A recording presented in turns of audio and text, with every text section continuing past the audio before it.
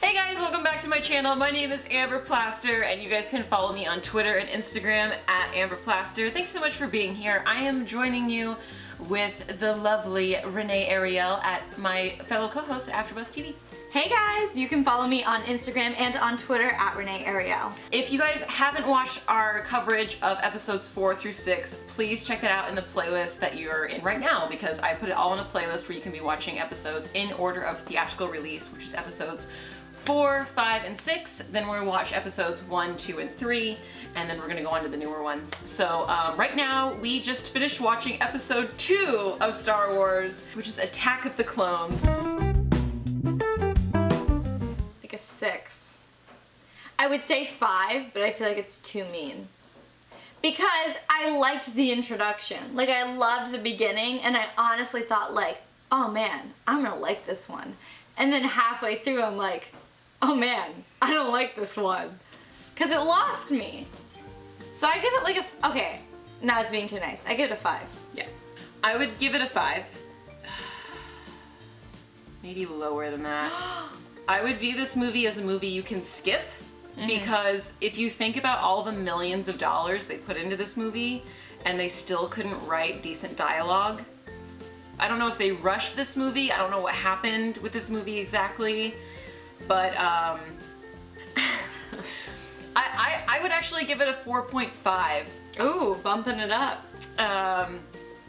Because, yeah, bumping it up. No, let's make it a 4. Let's make it a solid 4. You're a 4, Attack of the Clones. It back down. You're a 4.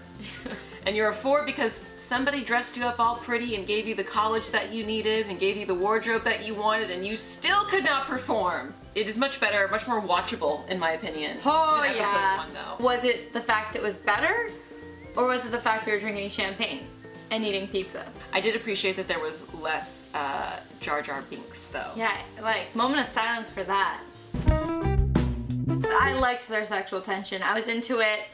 I loved young Darth Vader. And it kind of made my dreams come true, because when we were first introduced to Darth Vader in episode 6, and we saw what he looked like without the getup, I was like, oh no. But now I'm like, oh yeah, that's my man. So that's what I was most into, I think, for this film. I was very distracted. I was so into the rat tail and braid, like, call me, you know? I haven't tried it yet, but next time I see a boy with a rat tail, I'm gonna be like, hey boy. Yeah, that's how you do it. Hashtag dating advice. Also, Renee has a blog. I have a blog, go check it out. It's catslipstickla.com. And it's about? Dating and life. Just being in your 20s, being a millennial. That's what it reminded me of. So anyway, shameless plug, moving on. The highlights for me were definitely Natalie Portman's character and Anakin. I liked seeing more of them. Some of it was awkward though, so I feel like the lowlights are mixed with the highlights for me on this one, where like the dialogue was so cheesy and corny, and yet I felt that Anakin Hayden Christensen did the best that he was given for that character, and he had to say these ridiculous lines like, I've been dreaming of you always. Oh my like God. Just terrible lines and huge chunky monologues, and it is tough to pull off those lines and still be attractive, and he kind of did. But definitely the highlight for me was very, very little Jar Jar Binks. Yeah. That was a huge highlight for Jar me. Jar. And no. 2 thumbs way up. And Wait. Our guests, wait, just like side note, our viewers tricked us because they all said that Chewbacca was gonna, or like we're gonna see it. They did. Everyone, we were live streaming on Periscope, and everyone said, oh, just wait till you get to Wookiee Village, and we were like, oh, great. Because we were so excited for like a Chewbacca-free movie. Which... You know that we're the only people on the planet who aren't totally in love with Chewbacca. Hashtag unpopular opinion. The second half of the movie. I don't like when it's just poo, poo, poo, people are dying everywhere. Like, that was so much of the second half of the movie. I completely spaced out. Very long fight scenes. No pun intended. The fact that we saw Jar Jar at all was also, I guess, a low point for me. I could have done without him. In fact, not only could I have done without Jar Jar Binks, I would have liked to see Padme just slice him in half. Oh my gosh, maybe episode 3. You showed me his handshake, the Jar Jar Binks handshake. Good to see you again. So good to see you! Except for his voice is more annoying. Can we do that at AfterBuzz with the ones who so good to see you? I think the lowlights for me were just the inconsistency of this entire film. The CGI started out so great. I really love the scene with the female bounty hunter with like the neon behind it and that whole town. It looked great. I was getting vibes of like Fifth Element, but it was completely inconsistent with the like terrible video game version of the white aliens that Obi-Wan Kenobi sees later where he meets Jango Fett. Like that just looked totally fake to me. So fake. And then it's like I liked the really shiny spaceship, but then it looked fake. Like there was things I liked, and then it was like, and it doesn't look real. And I get that it's earlier, like slightly earlier graphics and CGI, but it wasn't consistent, and so it took me out of the movie. And also, like most movies these days, for my short millennial attention span, it was too long. Mm-hmm. It was way too long. It was a long movie. We thought it was almost over. We checked. 40 more minutes. I guess it was a surprise that he got his whole arm cut off, whereas we thought it was going to just be the hand. Yeah, he got his arm cut off like here, and we thought it was his hand. And we didn't know if it was going to be in this movie or the next movie. It was surprising that we went back to where we meet up with Luke in episode 4. Mm-hmm. That was interesting, and that was cool. A surprise.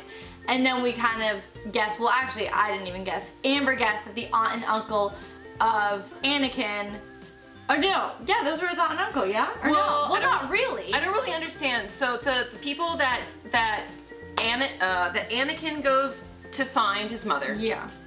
On Tatooine, which is where Luke lived as a child, right? Yeah. So he finds his mother has been sold into slavery, and then somebody took his mother as a wife, and then somebody, which is gross, and then somebody let his wife go to the Sand People, basically, is what happened. So this fat old guy in a wheelchair or whatever was like, yeah, sorry, I bought your mother as a slave, I think, and then the Sand People got her. Oh well, it's a bummer, we've been looking for her, we can't find her. And Anakin's like, what the F? Like, we need to find her. Do better. And he's like, well, there's nothing we can do. And Anakin's like, we're gonna go find her. And then he did. But then he finds her, and she's like beaten the crap out of her, which was really very graphic for a child's movie, but okay. And she dies, and I was like, oh man, when she dies, he's gonna totally turn evil. And then, you know, he kind of did. But those other two young people that are there when he finds out about his mom being taken by the Sand People, I believe that guy is Anakin's half-brother because his mother had another child, a younger child. Yeah. And then he got married to some other younger woman, whoever she is. So that's those younger people, not the old guy, the younger people who barely talked in that scene became Luke's adopted parents in episode 4. Okay.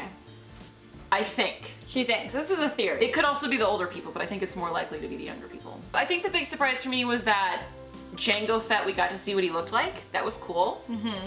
I am confused about Jango Fett's son lineage. I'm confused about Boba Fett being the little boy or not being the little boy. At the same time, it's like, nah. We get it.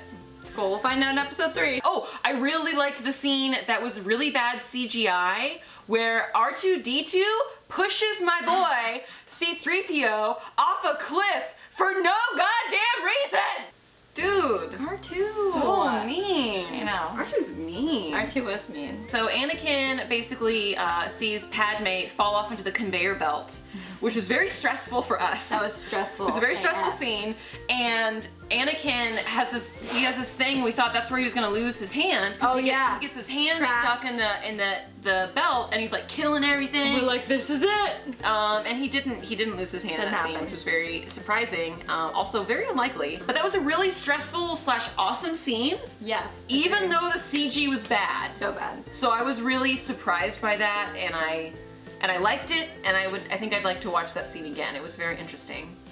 Rose Byrne is awkwardly in this movie, and she is giving it. She is giving everything in this scene. She has like 2 lines in this movie, and she's like crying, she's laughing, she's crying, she's becoming a whole person. She is like delivering her best performance of all time with like 3 lines, and then she goes away in a train, and I was like, talk about an underutilized actor in this series. We could have used her more because she was like giving it. Yeah, Rose was on point. Great. She was on point.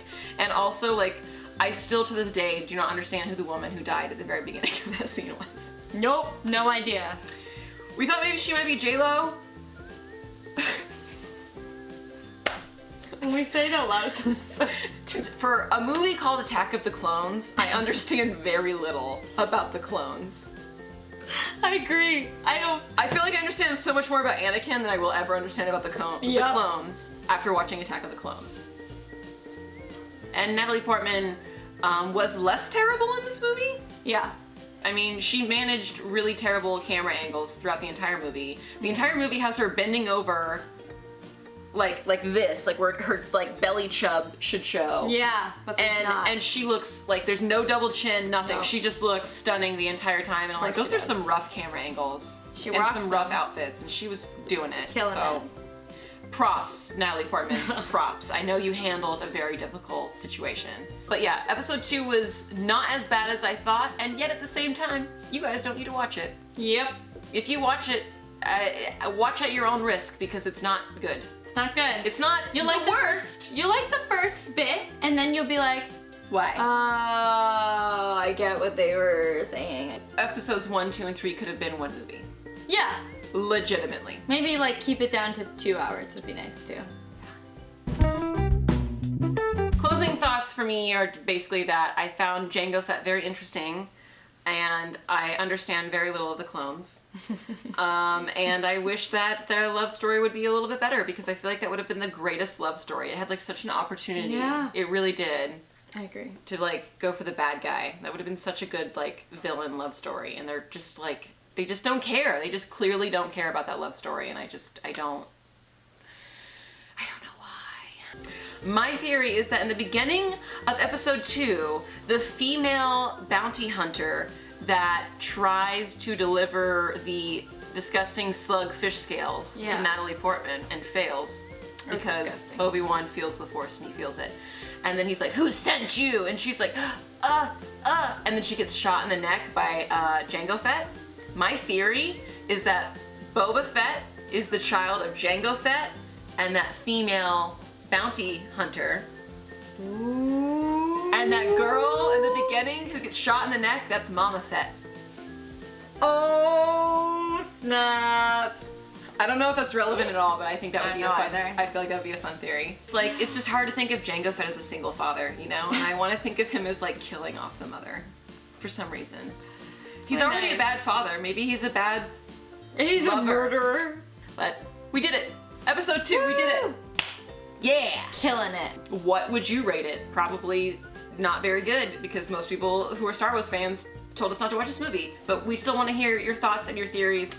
And yeah, thanks for being here. Like and subscribe and share this video with friends if you also just finished watching episode 2. And we'll see you in the next video. Bye!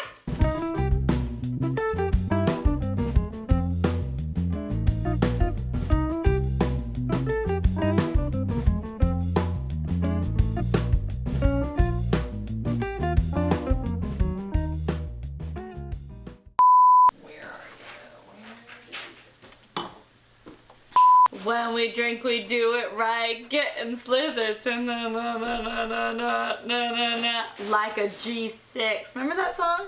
I keep looking at the movie like it's gonna give me answers. That movie, all the answers. Stop looking at the TV. Jeez, Attack of the Clones, chill. Jeez. Darth Annie. What's her name? Pegman?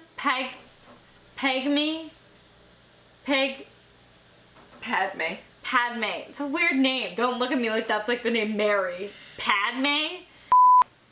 We prepared ourselves this time. We did. Oh no. I'll just refilm that sentence. And we will release them in the order that we watched them, which is actual theatrical which is the Clone Wars. The Clone Wars? The Return of the Clones? The Return of the Clones? Sith, that's different. Attack of the Clones. Attack of the Clones. Attack of the Clones! That's the one.